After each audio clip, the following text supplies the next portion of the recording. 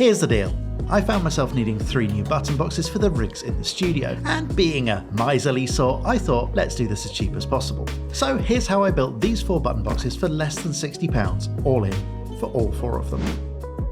I'm going to concentrate on the 3 conventional button boxes for now, and the heart of the build is this inexpensive arcade controller board, which can be found all over eBay and Amazon for less than a tenner, and if you're willing to wait a little while you can pick them up off of various Chinese e-commerce sites for around £2. The reason I went for this board was purely simplicity. Thanks to the included wiring, there would be 0 soldering needed, which makes this build both incredibly quick and easy enough to undertake for people with DIY skills that would be best categorized as perilous. Next up, we need some buttons, and I bought a selection of them in bulk from that space cowboy fella in various sizes because honestly I didn't really feel this was a project that I should overthink. I did make sure to buy a few larger buttons though, since I wanted one of these button boxes to be a bit more VR friendly, especially for black box or hit menu navigation. Finally, our buttons need a box, and honestly, almost any sort of project box that's big enough to meet the demands of your layout aspirations will do here. These also came from Jeffy since I was on a deadline, but again, look around a bit and these can be had for far less than I paid. Construction, if you can call it that, is dead simple. The hardest part by far is drilling the holes in your enclosure. Start by marking out your drilling pattern, and I laid down some masking tape first to make life a little bit easier. You can then center punch the holes to stop the drill bit from wandering. Or if you don't have a center punch, then you can use something like a nail or anything else that's hard and has a point. Now comes the only vaguely technical part. To drill the holes we need to use a step drill, since it's really not a good idea to just try and smash a 25mm hole into a thin sheet of plastic in one glorious regret-filled motion. Again, Uncle Jeff sorted me out with a cheap set of step drills and I was off to the races. As an aside, when you're drilling into plastic, you really do need to pay attention to the temperature of the drill bit, since it will start to bind when the plastic melts.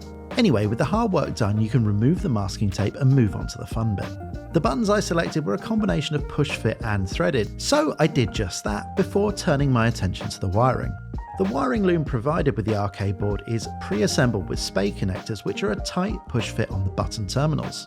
At the other end, the wires simply snap onto the connector board and, well, we're almost done. I chose to mount the USB board onto the bottom of the box using plastic standoffs, again from the emporium of planetary overlord Bezos. Then all that was left to do was to make a small hole in the box in which to push fit the USB cable's moulded strain relief and screw the box back together. For one of the boxes, I opted to wrap the front panel in carbon vinyl since, as we all know, carbon, even fake carbon, is worth a tenth or two. And even if it is a bit cheesy, and it is, I do think it looks all the better for it. And while I had the carbon vinyl wrap out, I took this USB number pad and disassembled it, ready for the old faux carbon upcycle. After measuring the keys, I designed some buttons in Illustrator and printed them out on label paper. With a good podcast in my ears, I laboriously cut out all of the buttons and tested my fine motor skills getting everything stuck on level. Mostly. This last button box was really meant as a bit of a joke, but actually I think it looks pretty decent for something that barely costs more than a pint in my local.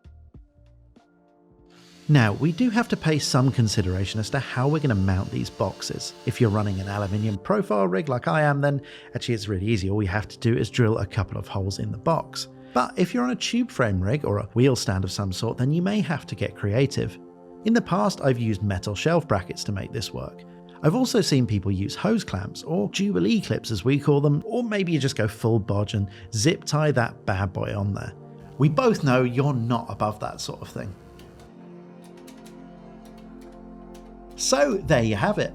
4 button boxes that probably took less than an hour each to make and didn't overly tax my limited DIY skills. I'll put a list of the parts I used in the description, but I won't be linking to anything because, well, Joffrey doesn't really need my help.